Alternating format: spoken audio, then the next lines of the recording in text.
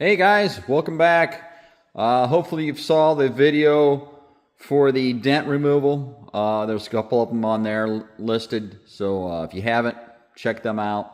But we're ready to reinstall some of the components back on this 458, starting with the radiator over there on the right hand side by the taillight. That's actually called the gear oil radiator.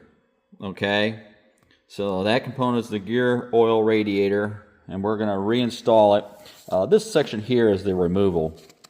So you'll actually start here refitting the gear oil radiator, and it's got some Torx here.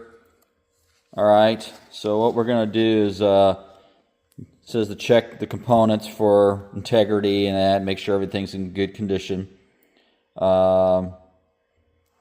So we're going to go ahead and it talks about putting this cover back on there before we reinstall it. So I took the cover off separately, but I can try to put the cover on beforehand and see if I can get it installed in the car. So let me grab that radiator and see what's going on with it, all right?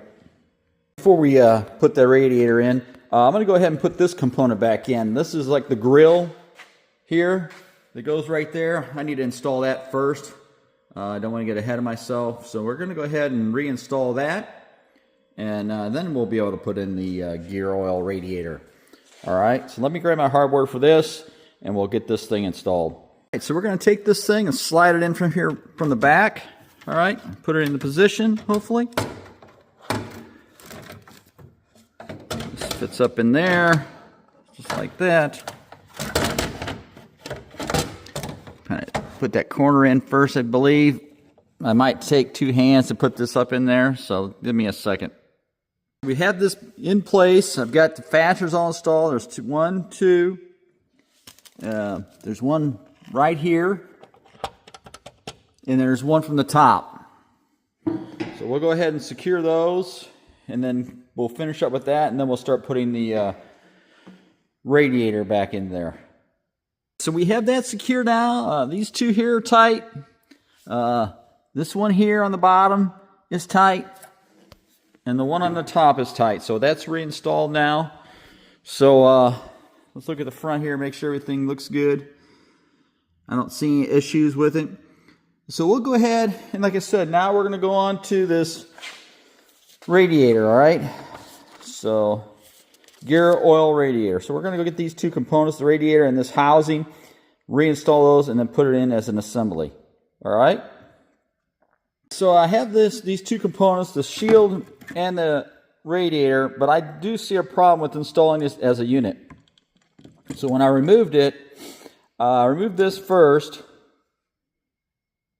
and then to get access to one of these lines. So really I'm going to have to install the radiator first, and then we'll put the housing on around it, because I can't see. It's easier to install this afterwards because of these lines. These lines are hard to get to with this installed. So we'll go ahead and install the radiator first. All right, so let's take this, we'll lay this over here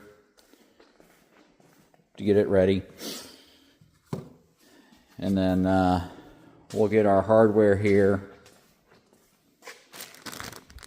Also, put it over here.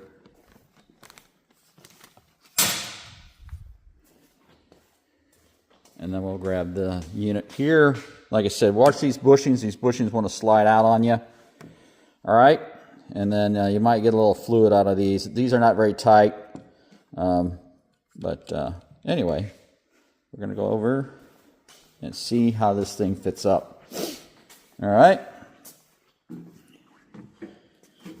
Put that on that rag there. Now I took a washer off the other day. There should be washers behind this. So I've got two right here.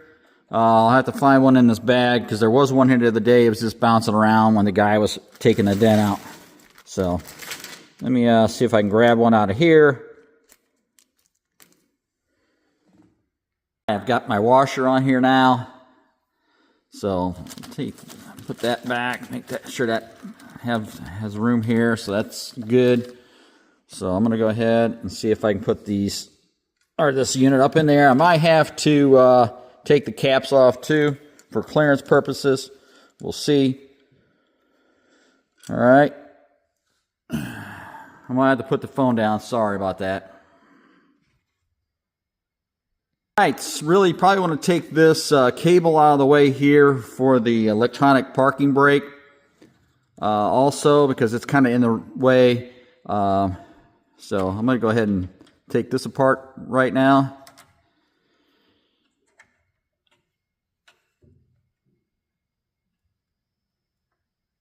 So I'll push that out of the way. And then, like I said, it's going to take both hands. And then I should be able to fit that radiator back in there. I got it back in there. It's just sitting in there right now. So we'll go ahead and hook this cable back up here. We'll re-secure that. And then reinstall our hardware here. And then hook our lines up. All right. So we've got the radiator in place. We'll go ahead and take this. We'll take that bag off and hook that bottom line back up first. And then once the bottom line's back on, we should be able to put that shroud in there that they were wanting us to install beforehand. But let's go ahead and get that bag off there, hook up that bottom line, take those caps off.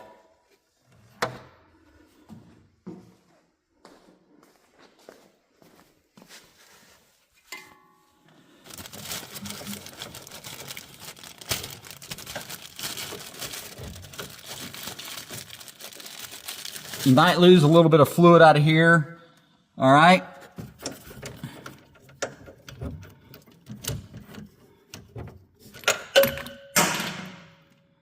There's one line. There's one cap. There's the other cap.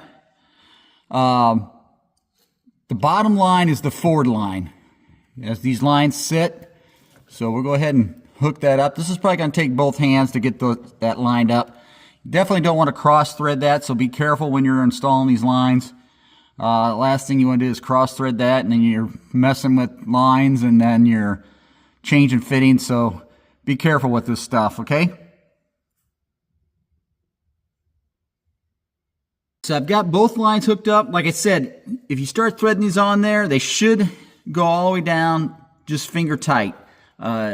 If you're trying to force it, something's wrong. Like I said, you don't want to cross thread these at all. So those I think are torqued to 35 Newton meters. Let's go look at the manual. All right.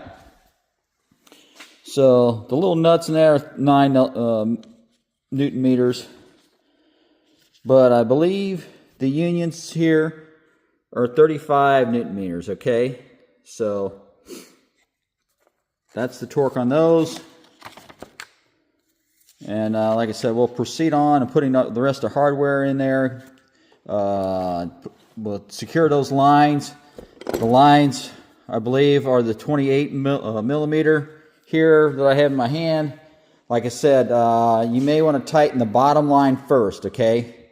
I hooked both lines up.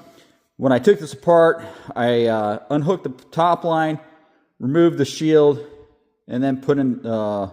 then got to the bottom line. So I'm going to tighten the bottom line first, because that was the first one or the last one I took off. So like I said, I may have to take this one back off to get the shield back in. So we'll go ahead and tighten this one only. Try to fit the shield.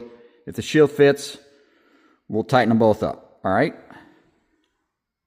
I've got the bottom line secure. The top line is still loose. Now you can see that yellow stripe, that was from the factory. So it's lined up. So I'm assuming that the torque's probably going to be pretty close. Like I said, that's 35 Newton meters, all right?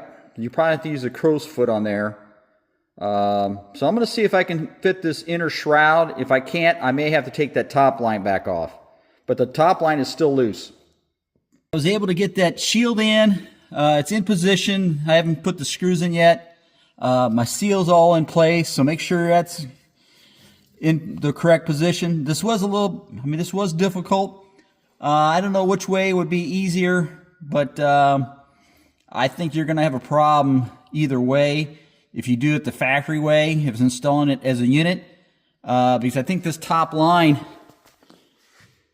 is going to be, or the bottom line is going to be difficult. So the top line you can get to from the side here. But anyway, we're going to go ahead and install those 3 screws. There's one here, and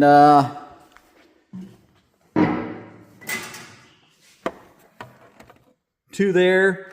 And then once that's installed, we'll go ahead and install this hardware here and this outer shield also. All right. We have all our hardware in now. As you can see here, we have our 2 bolts installed right there on the heat, or on that shield. All right. And then on this side, we've got this other one right here. That's installed. So that plastic shield on the inside is secure. Our lines are all both secure now.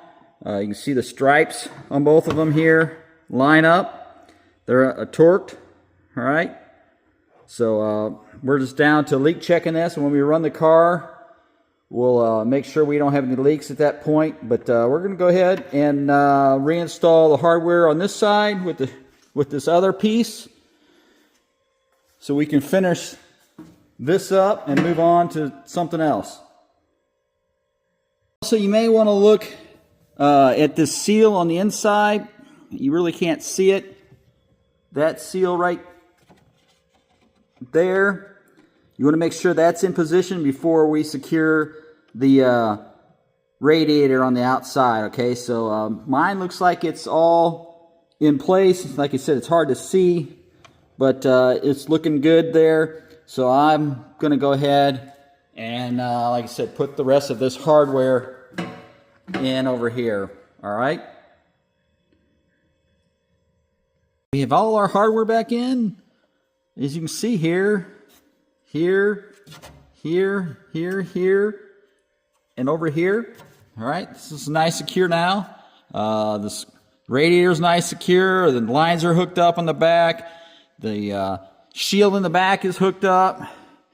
So that should complete the installation of the radiator. All right. I'm going to go ahead and wipe this down for the customer here. Kind of make this look a little bit prettier. You know, so I'm going to go ahead and do that for him. Get that all cleaned up for him now. So we're going to go ahead and do some other things. We'll go ahead and service the oil, or check the oil level here later on when we get to a different point. But I'm not concerned about that right now. As you can see here, here is the rest of the manual here. It talks about all the fasteners, the unions, like the lines here are 35. The screws and nuts are 9 Newton meters. Okay. And then the transaxle is serviced with the Shell 75W90, a GL5 gear oil. So that's section 302. All right. Which I have 302 here. We'll go over that when we service it. It's pretty easy, pretty straightforward. All right.